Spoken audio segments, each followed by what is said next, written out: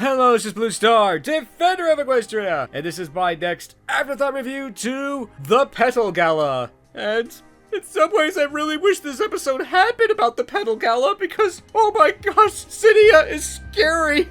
No! I did actually kind of like what this episode was attempting to do. It did have a lot of really funny moments in it, and it did have a few good songs. So I guess overall, this episode was actually kind of okay. So, roar. All right. I have to get this out of the way first, because, yeah, I'm wearing my full armor and contemplating how can I make my caster even bigger and more powerful than before, because Cydia is scary. Not only in her magical abilities and that she pretty much wipes the floor of our poor pony heroes, which makes me really sad. But also in the lengths that she goes to just to bring the singer back, which I could assume is to just simply to profit from her, so oh. She's come through time to claim what she thinks is hers.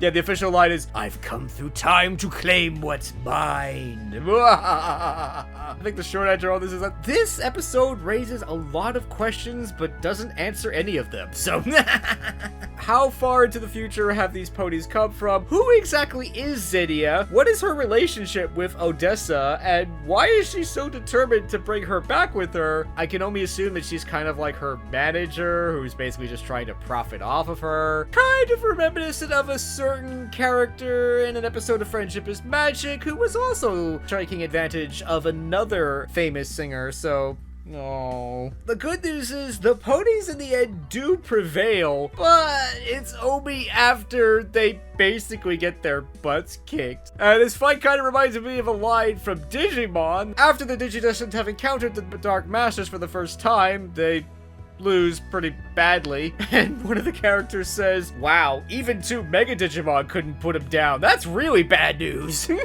Our poor pony heroes basically do everything, and they do everything right, too. Sort of my favorite moment was sort of the quote-unquote the Super Sunny moment, where all the main six kind of like combine their magic together, and Sunny like channels it through her and unleashes it upon Cydia. And then in almost sort of the classic Dragon Ball Z thing, it's like, oh, we've hit her with this giant blast, we think she's toast, and then the dust clears, and we realize that no, she's not. We're all doomed. But I do like that even after seeing everything that's happened, all the other ponies around are actually trying to stand up to her. While those efforts don't succeed, they may have been the thing that led to the ultimate resolution. Similar to that, I kind of liked that after realizing that, you know, we're not doing very well, we probably can't stop her.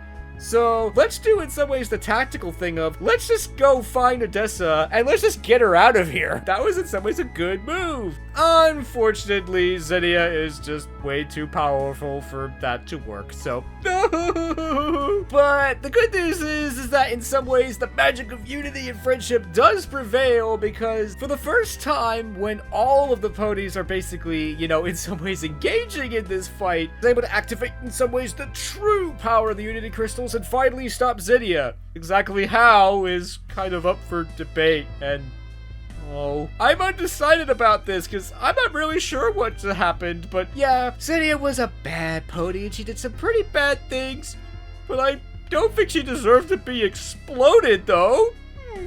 This is definitely new. It didn't just simply zap her and turn her to stone or just like blow her up or something. It almost kind of like envelops her and then shoots her into the sky, and then the rainbow beam comes back to the Unity Crystals. But the good news is that one way or another, Cydia has been defeated and Odessa is free. Yay! I feel like maybe if that fight had gone differently somehow, maybe if we had cut some of that stuff out and we had cut more to the chase, maybe I would have liked that better, because yeah, I don't enjoy watching our pony heroes fail. It makes me sad.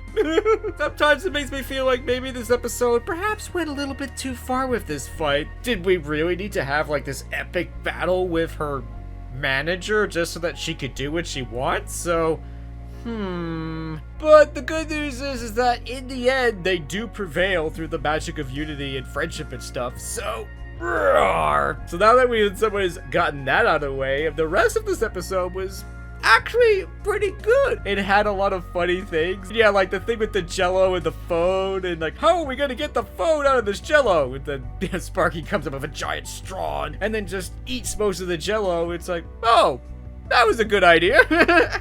As a computer programmer, is that, yeah, sometimes you are just overthinking things, and sometimes the simplest plans are the best.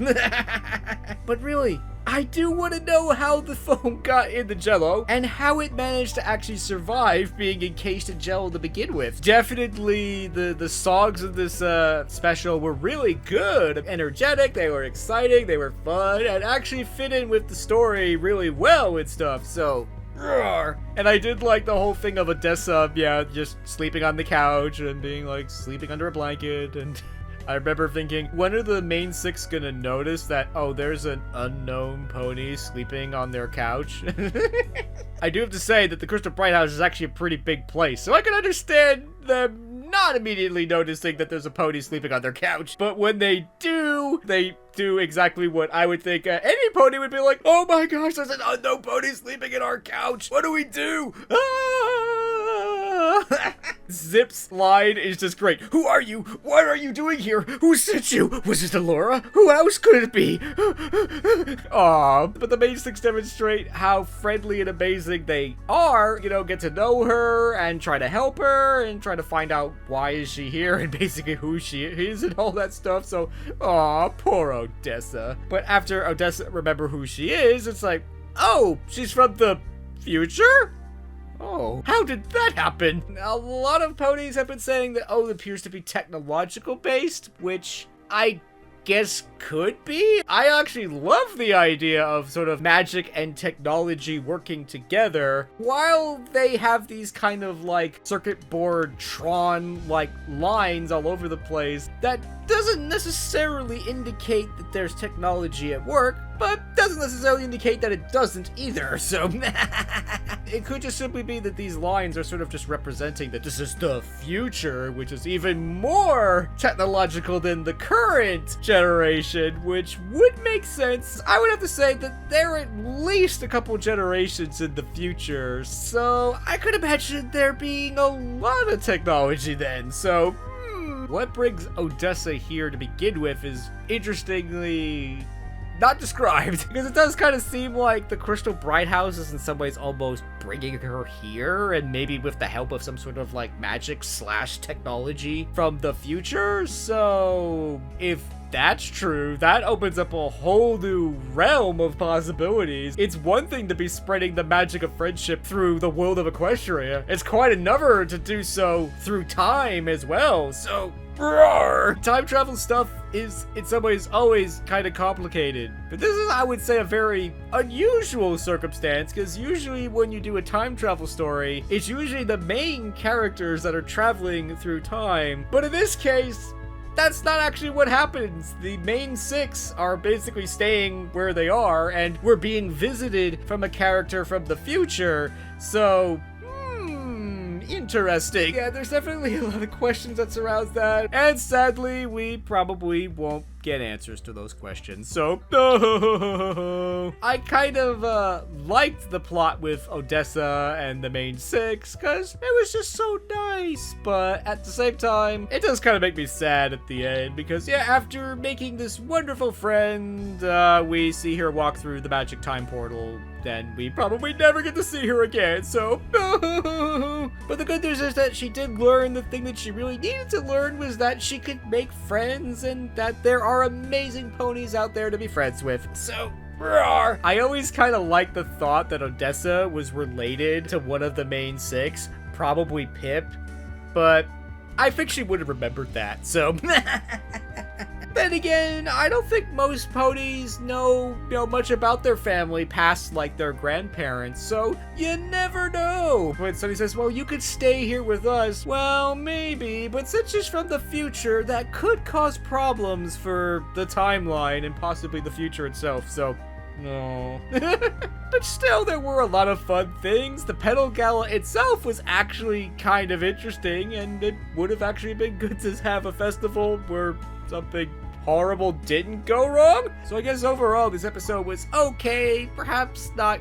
great. I mean, it was interesting to sort of have this character from the future come and, have this adventure with all the ponies. I still kind of feel like, considering, in some ways the time crunch that this series is always under, that maybe it would have been good to, dedicate this special to perhaps something else, like moving the bigger picture forward. But even so, this was still a pretty good episode, and yeah, I would have liked the fight with Zinnia to perhaps go somehow differently, but there was a lot of fun moments in this episode. It had some really good songs in it. Even though it was a short visit, it really was cool to have this visit from a character from the future and seeing the magic of friendship being spread not only through Equestria but throughout time itself. So, roar! And who knows, maybe we'll get to see Odessa and the ever future ponies in the future.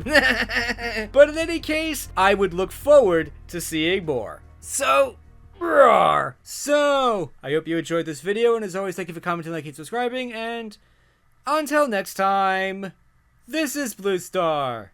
Stay strong and pony on. Blue Star out.